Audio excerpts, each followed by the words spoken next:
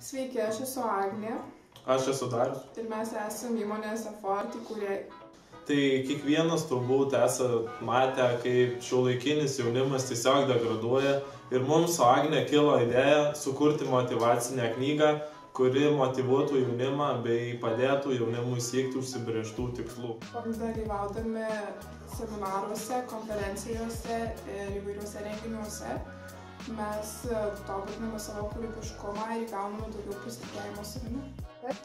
Žmonės, kurdami verslą, taip išbando savo jėgas ir bando įgyvendinti savo svajones bei tikslus. Tai mes iš pradžių su Agne netikėjom, kad galim įgyvendinti vieną iš savo svajonių, bet tiesiog mes labai norėjome motyvuoti kitus žmonės ir su savo dideliu užsispyrimu ir noru mes tą padarėme.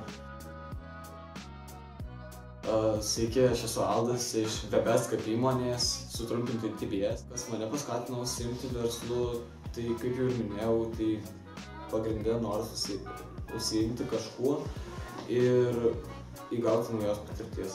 Pagrindinė patirtis, kurią aš įgavau šioje įmonėje, tai tikriausiai pristatinėti savo įmonę kitiems verslininkams ir bandyti juos sudominti savo idėją. Taip, ketinu sieti savo ateitį su transporto logistikos verslu. Mano nuomonė, žmonės skatina verslų užsiimti, noras atrasti kažką naujo, kažką sukurti ir įgauti patirties, užsidirbti daugiau pinigų, turėti gerus daiktus. Sveiki visi, esu Lukas Viznaitis, mokomosios bendrovės Startuolio Dots įkūrėjas. Tai tikriausiai didžiausia įtaka padarė dabartinė mokykla, joje veikianti socialinio verslo mokykla bei verslo ir vadybos mokytojas Donatas Vasiliauskas. Naudos ir patirties tikrai įgavau daug, labiausiai gal su bendrovės su popierizmu susipažinau su tų mažųjų verslu, kreipėmės į daug įmonių, labai patobulinant savo šnekėjimą, nes reikia dažnai kreiptis į didelę auditoriją, įvairiuose renginiuose, pristatinėti savo bendrovės. Labai pagerinau šnekėjimą ir tiesiog tobulinti save.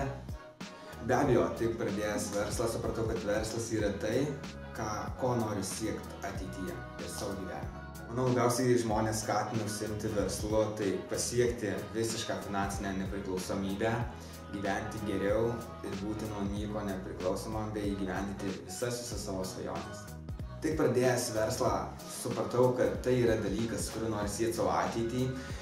Dirbdamas savo įmonėje jaučiuosi laimingas, bei manau, kad įdėjęs maksimalų kiekį pastangų galiu pasiekti visų savo svajonių šioje srityje.